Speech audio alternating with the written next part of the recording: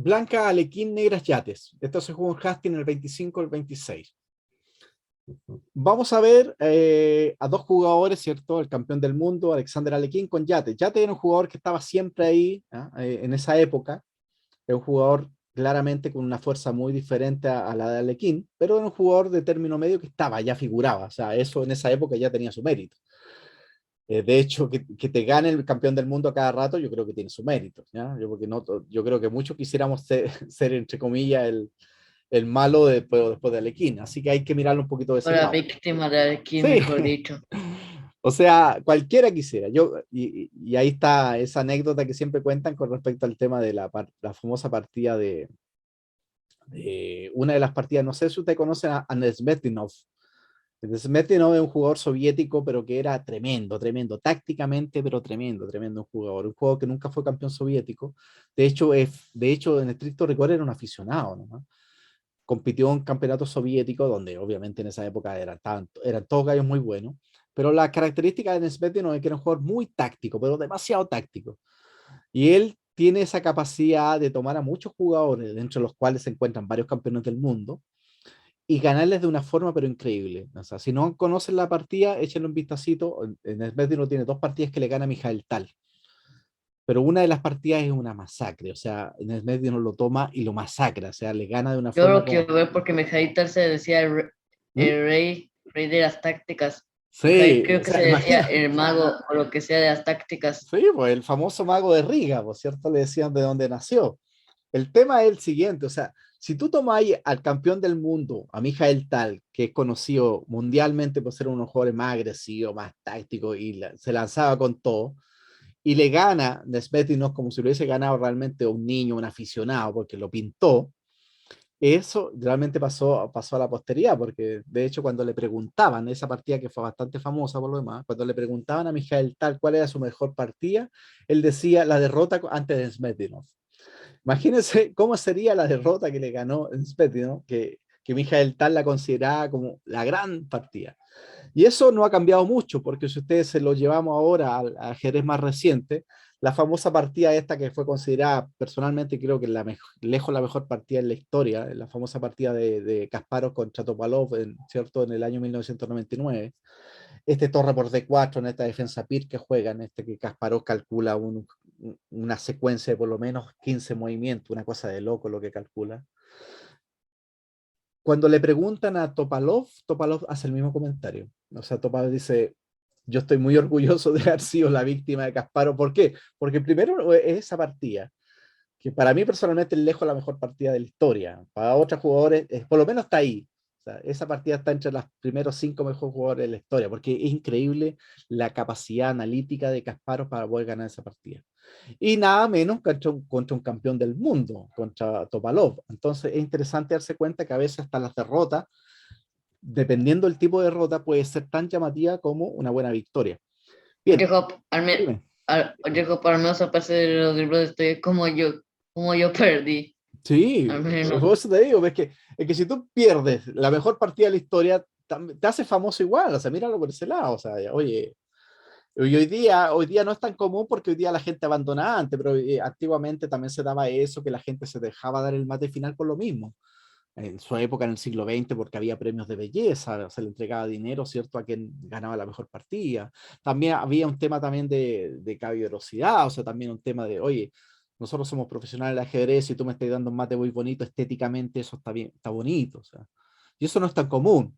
Hace poco me acuerdo de un torneo que se jugó que Cárcel le dio un jaque mate a Spiller y Spiller se lo dejó dar.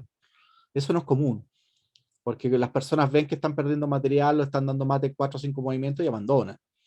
En esa partida Spiller se dejó dar el jaque mate y en el fondo Carson se lo termina como agradeciendo, porque dice, se nota que hay una actitud muy loable, porque el día de mañana le puede tocar. Carson no lo haría, yo te digo. Considerando cómo se enoja Carson cuando pierde, yo creo que difícilmente se deje dar mate, pero La misma partida de Salinas, del Gran Maestro. también, exactamente, la misma Es partida de como, Salinas. Es muy loable lo que hizo el gran maestro, lo otro, porque cualquier otro hubiese abandonado antes y si bien el resultado hubiese sido en estricto rigor el mismo, hubiese ganado igual, pero Oigan, ustedes tienen una partida bonita como Chile, acá en México no hay ninguna partida bonita de ningún. sí, pero de sí, ningún- No, tenéis que la volver de, a, Ustedes tienen la a de Pablo Carlos Sarino con Torres. esa sí, tenéis que, partida, con esa tenéis, partida de los tres sacrificios de dama que hizo. sí, no, pero como te dice Nelson, tenéis que volver a las partidas de Carlos Torres, porque hay partidas realmente Carlos buenas. Torres, ahí tienes insumos, Sí, Jesús. sí, no, esa partida de Carlos Torres, y nada menos contra Láskero. O sea, que Carlos Torres en 1925 le haga un molino a Lasker, o sea, hay que entender que Lasker estuvo, imagínate, 27 años como campeón del mundo, o sea, ya es una cosa de loco, y hacerle eso a jugadores de esa talla tiene otro peso también. Ya basta, me tienen que hacer ver 7000 partidas donde humillan a todos. Ahora vean esas partidas, las que no han visto, por lo menos, sí, yo creo que las otras son conocidas, pero la de Nesmetino es buenísima y realmente échenle un vistacito. Bien, comenzamos Yo a entonces. ver si me voy a ver de yates. Ya, Esa sí vamos. me fácil. Alequín, Alexander Alequín, entonces, blancas, Alexander Alequín, negras yates, se jugó Caster 25-26. Rápidamente la apertura, porque ya sabemos que la apertura no es un tema que nos interese tanto en el libro. Nuevamente nos enfrentamos a una variante del cambio, ¿cierto? Fíjense que acá hay un tema psicológico importante. Un jugador inferior como Yates, contra Alequín, obviamente, estaría bastante contento con una tabla contra Alequín. ¿Ya? Eso es más o menos entendible. Entonces, ahí es donde nos damos cuenta también que es un tema interesante, porque como la psicología juega un papel súper importante también en el ajedrez. Hay muchos jugadores que quieren hacer tabla y juegan este tipo de posiciones. Y uno de los grandes problemitas que recae en eso es que lamentablemente el nivel de juego muchas veces empieza a verse mermado, empieza como a disminuir la calidad porque tienen una actitud muy pasiva. Entonces, si yo tuviera que decirte un consejo con respecto a cuál es la mejor forma de hacer tabla, yo creo que la mejor forma, lejos, es jugar bien. Juega bien, concéntrate, ¿no? Pero no lo otro, una actitud pasiva, complaciente, pusilánime, de cierta manera lo que hace es como potenciar al otro. Y creo que esta partida, de una u otra manera, ya te lo confirma, ya te tiene una actitud bastante pasiva y si bien gran parte de la partida está cercana a la igualdad, al más mínimo detalle, cuando se produce el pequeño cambio, porque obviamente hay un cambio importante a nivel estratégico, o sea, estamos hablando de un jugador que calcula mucho más, que mucho, muy superior a Yate, como es Alequín, apenas identifican en la posición el pequeño error, le saca provecho. Y ahí está la diferencia de nivel. Vamos, alfil D3, KF6, alfil G5, enroque, caballo G2, torre 8, enroque C6, caballo G3, caballo BT7, caballo H5. Alfil E7, torre 1, H6, alfil H4. Se producen todos estos cambios. Uno puede decir entonces, ¿cuál es el objetivo de las blancas de cambiar piezas? Pero fíjense que acá que hay un temita. Esta pieza no está jugando y esta pieza no está jugando. No es la posición no es simétrica. Entonces, eso es importante destacar. Caballo H5, capturo en E7, capturo, dama H5, caballo F6, dama H4, alfil D7, torre E5, torre por E5, D por E5, caballo H7, tomo y tomo. Y ahora uno dice, chuta, pero ya la apertura se terminó. Sí, el tema es que la apertura se terminó y ahora prácticamente ya estamos en un final. O sea, ahora sí que la línea divisoria entre medio juego y final se nos fue. Realmente no sé en qué momento se cambió, pero no, es eso. Tratemos de ahora de tomar esta posición y analicemos, busquemos los planes. Analicen ustedes un par de minutitos y veamos qué planes harían con blancas y qué planes debería hacer el negro. Acuérdense que cada plan está supeditado al otro. Todos mis planes dependen del otro. Entonces yo no puedo hacer un plan espectacular para mí y al otro no hacerle plan, porque sería, como te digo, un autoengaño. No, conmigo voy a hacer un plan muy bueno y a él le va a hacer un plan malo para ganarle. No, porque no es así, al contrario. Siempre tengo que aplicar la misma fuerza, las mismas ganas con ambos. ¿Cuál sería el plan de las blancas y cuál sería el plan de las negras en esta posición?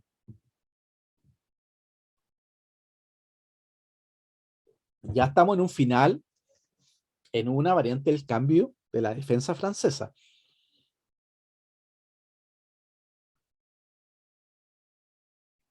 Miren la posición un minutito y vean. El plan de blancas a lo mejor sería intentar dejar ese caballo H7 mal con un F4. F4. Ya, pero el caballo se va a reagrupar en F8 y va a buscar otra casilla. Cuando hagan un plan, miren, es un pequeño consejo. Cuando hagan un plan, hagan primero lo de siempre. Análisis material, análisis posicional. Empiecen, jaque, captura, movimiento. Eso ya lo tenemos ya, como lo repetimos como loro, ¿cierto? Pero es así. Traten de hacer una valoración de las cadenas de peones. Las cadenas de peones son determinantes. Una cadena de peones me indica para dónde van las piezas. Una cadena de peones me indica cuál es el contrajuego del rival. Una cadena de peones me está dando una pauta, una guía. Eso es como una ayuda. Entonces, no hagan las valoraciones tan simplemente de piezas, porque las piezas cambian de posición. Po. Fíjense qué interesante. El caballo en H7, Las blancas quieren romper entonces quieren hacer B4 y B5 para romper la cadena de peones. ya, ¿eso cómo se llama? Eso tiene un nombre.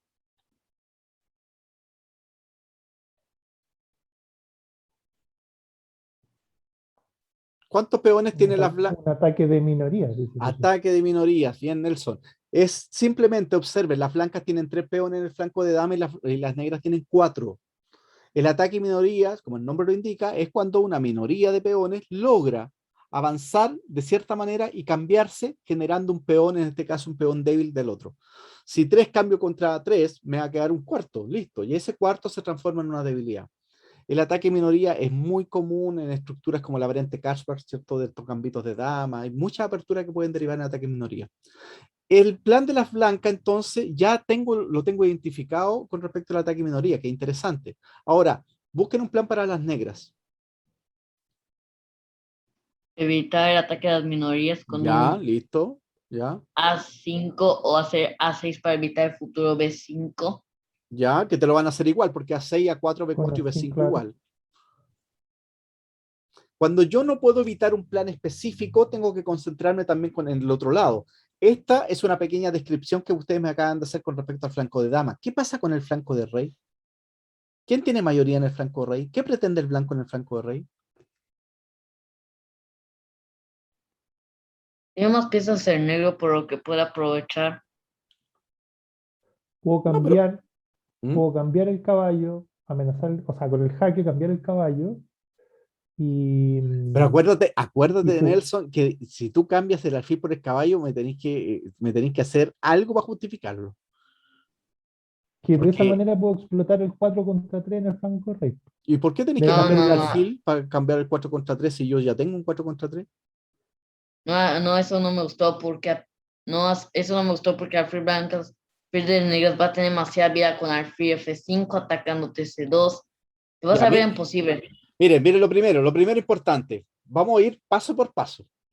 A mí lo que me importa realmente es que ustedes lo logren entender. Primero, ¿este alfil vale lo mismo que este? No, no, está mejor el mío.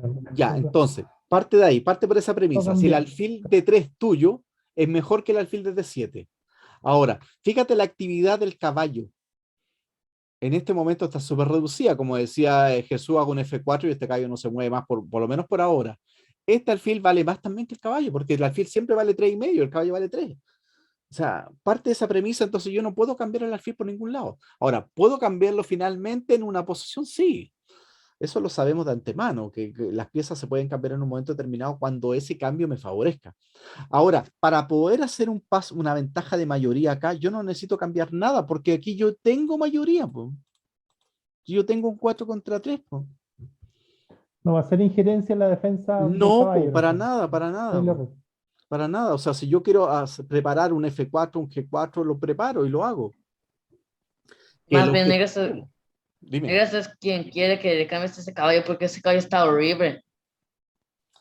Ya, pero el tema también apunta un poquito a eso, que siempre yo voy a intentar avanzar mis peones en el flanco que tengo mayoría. Ahora, también yo puedo identificar el plan del ataque minoría, que es un plan interesante, que de hecho a quien lo hace, posteriormente va a ser un ataque minoría para poder generar una debilidad. Pero siempre tengo que irlo mezclando, ¿ya? Un ataque minoría es un plan estratégico potencial, pero cuando yo tengo una mayoría en un flanco, sé de antemano que es en ese flanco donde yo tengo que realizar las primeras acciones. O sea, como que lo primero que tengo que intentar hacer es que mi mayoría se materialice. Si yo tengo 4 peones y él tiene 3 y yo los peones no los muevo, ¿la diferencia cuál es? Ninguna. Es como cuando dicen, ¿cuál es la diferencia de la gente que no lee con la gente que no sabe leer? Ninguna. No hay diferencia. Fíjense el detalle. Para que tú tengas una diferencia, tienes que ponerle movilidad, tienen que moverse para que se hagan sentir. Ahora tú puedes decir, sí, pero este 3 contra 4 podríamos aplicar el mismo concepto de un ataque minoría de aquí para acá para poder neutralizar, también podría ser. De hecho, Alekhine recomienda hacer algo parecido. Fíjense qué interesante cómo se va dando la posición. Y estamos recién en la movida 18. Y yo les digo de frentón, esta posición nosotros nos podríamos quedar una hora y media tranquilamente mirándola, encontrando detalles. En esa especie de división, ¿ah? De análisis exhaustivo, ¿ah? De toda esta mirada un poquito más acierto, más profunda, empezamos a detectar pequeños detalles, como que el alfil blanco es mejor que el alfil acá. Ahora, este alfil blanco con esta cadena de peones, inmediatamente huele al alfil malo ese. Ese huele al alfil malo. Yo también podría derivar en algún momento caballo bueno contra un alfil malo. Entonces mi cabeza al tiro ya se está proyectando. Si logro un final caballo bueno, alfil malo, se podrá salvar quizá, pero las posibilidades que tengo de ganar aumentan considerablemente. Vamos viendo lo que hace Alekhine. Alekhine hace F4. Lo que dijimos, si tengo mayoría, tengo que expandirme la mayoría. Y ahora él hace torre 8.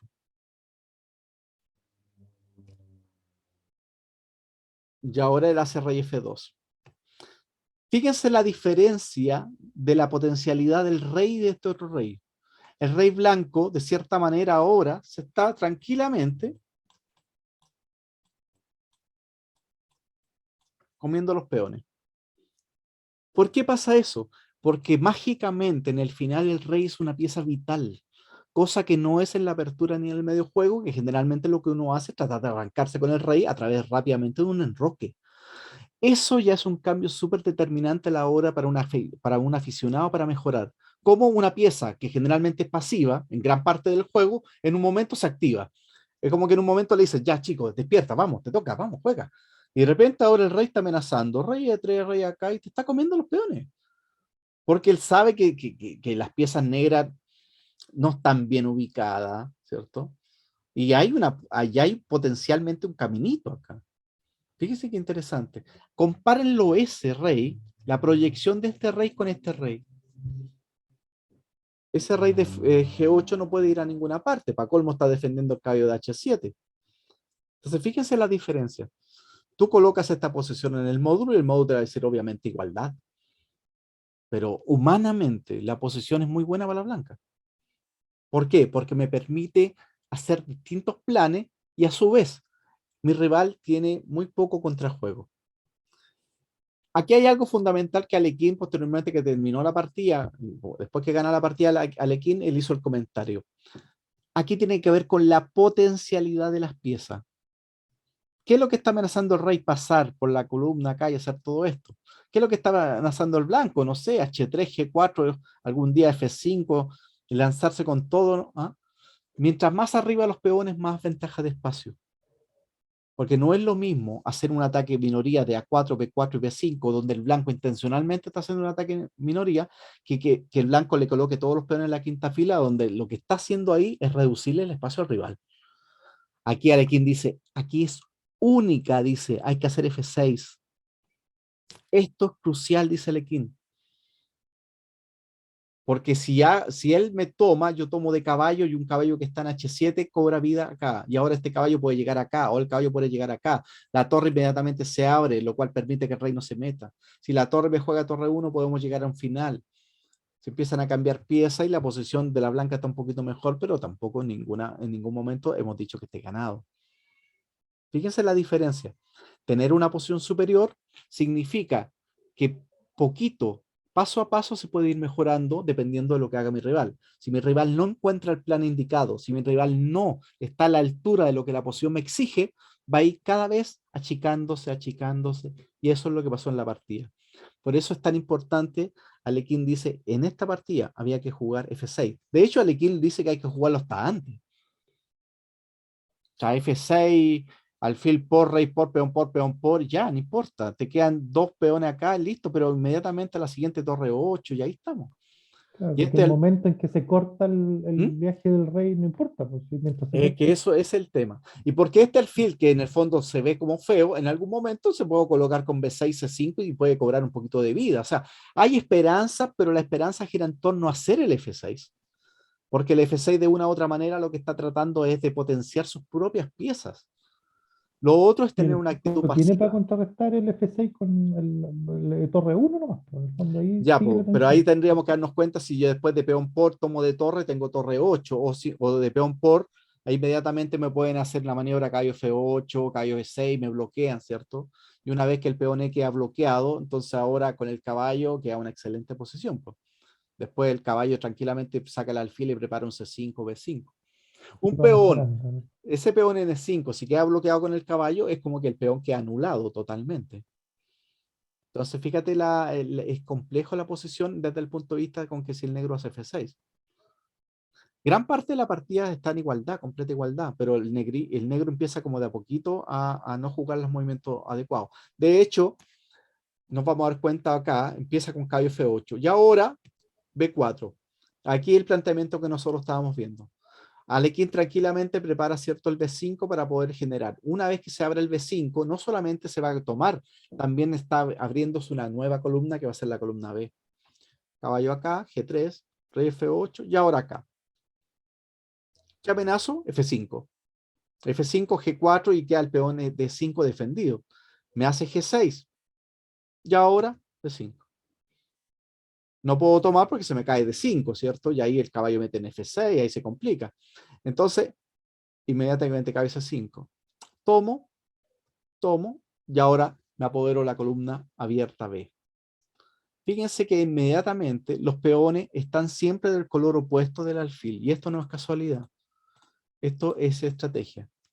La estrategia me indica que los peones tienen que ir en el color opuesto del alfil.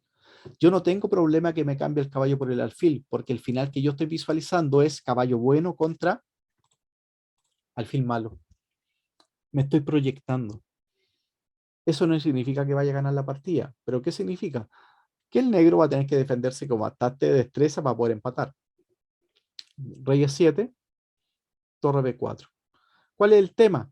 Que ahora en cualquier momento, si un ejemplo, si hace acá un rey D8, yo tengo este tema acá. Y si me captura, obviamente se cae el peón de A7, porque no alcanza a defenderlo. Entonces a torre B4, él hace H5. Y ahora el caballo tiene que ubicarse, ¿cierto? Delante del peón. ¿Esto qué peones son estos? Colgantes. Los peones colgantes significan que la idea fundamental de los peones colgantes es que siempre están en la misma fila. Cada vez que el peón avance, inmediatamente se genera una debilidad. Esa debilidad debería ser explotada de la siguiente forma: tratar de colocarse siempre delante de la casilla, delante del peón que está retrasado. Si el blanco logra colocarse con el caballo C5, la posición es horrible para las negras.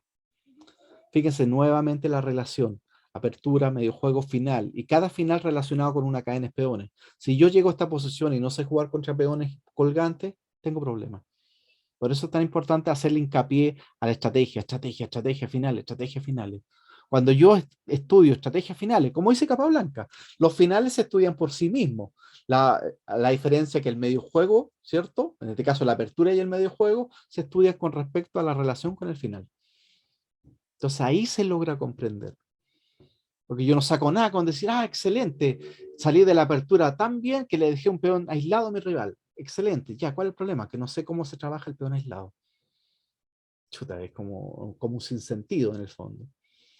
Ahora hace rey de 8, jaque, cambia la pieza. Cambia la pieza porque lo que él está contando ahora es apoderarse las casillas negras. Y aquí nos damos cuenta de algunos temas. Si alfil de 7, A3, un ejemplo, si caballo 6, C4. Cuando hago C4 no tiene D4, amenazo peón por, inmediatamente, ¿cierto? Queda un peón débil acá.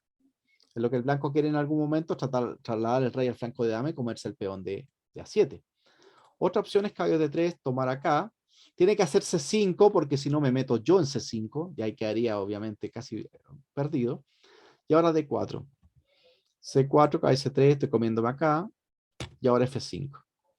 Y este F5 es bastante bueno porque libera la casilla F4 y el caballo en cualquier momento puede ir acá y comerse el peón de H5. Con ventaja. Es el análisis de Alekhine, de hecho.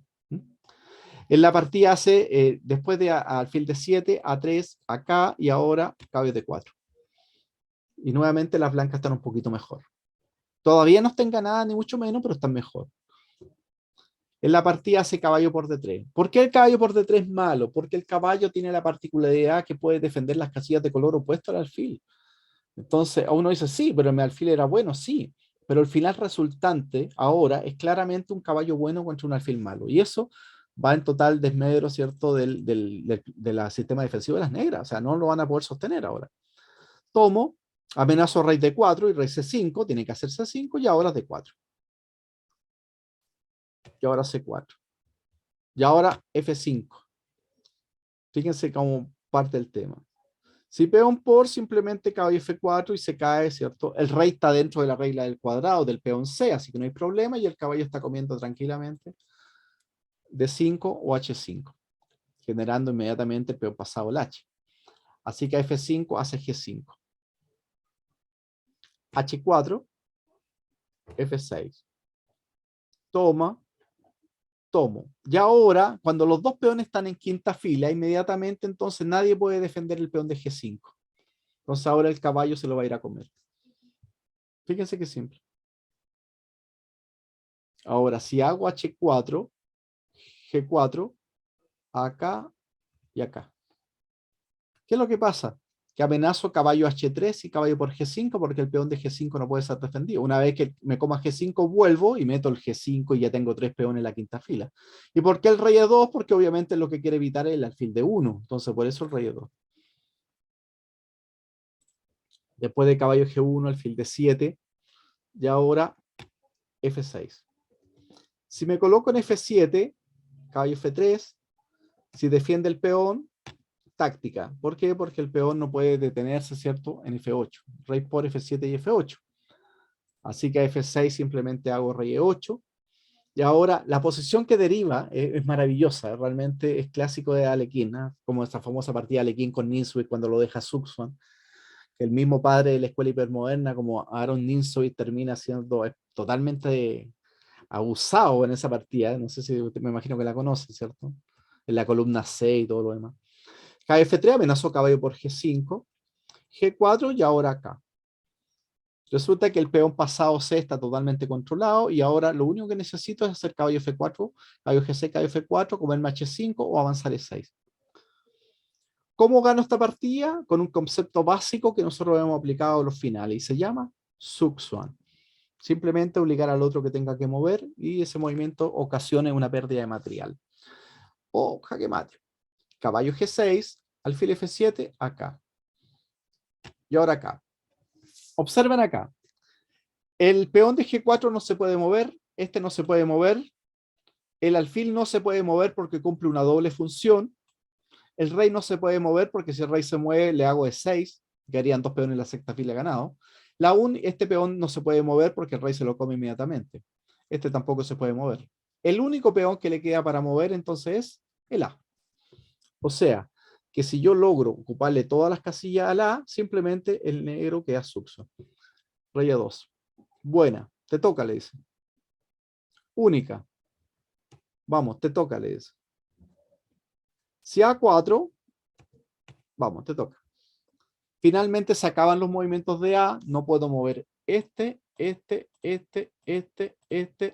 ni este. Cualquier cosa que haga inmediatamente ocasiona una pérdida de material o una posición totalmente perdida. En la partida no le queda otra opción que hacer fil G8. Y el peón queda en A3. O sea, Sí, ninguna pues el posibilidad. peón queda en A3, sí, no hay forma. En esa posición ya ahí está totalmente suxo. En la partida hace, por ejemplo, rey G8 y ahora se le cae, ¿cierto? Se cae H5, alfil F7, caballo F4 y vuelve a la posición. Vuelve acá y ahora vuelve para acá. El caballo controla la casilla C3, rey, rey, caballo, rey. Si alfil F7, rey F5 y a la siguiente E6, ¿cierto? Rey G8, jaque buena. Lo obligo acá y me meto en F6. Me estoy comiendo el alfil. Se come y ahora meto acá. Alfil H5 y ahora como D5. Alfil E8 y vuelvo. A la siguiente D5, D6, D7 y la partida se acabó.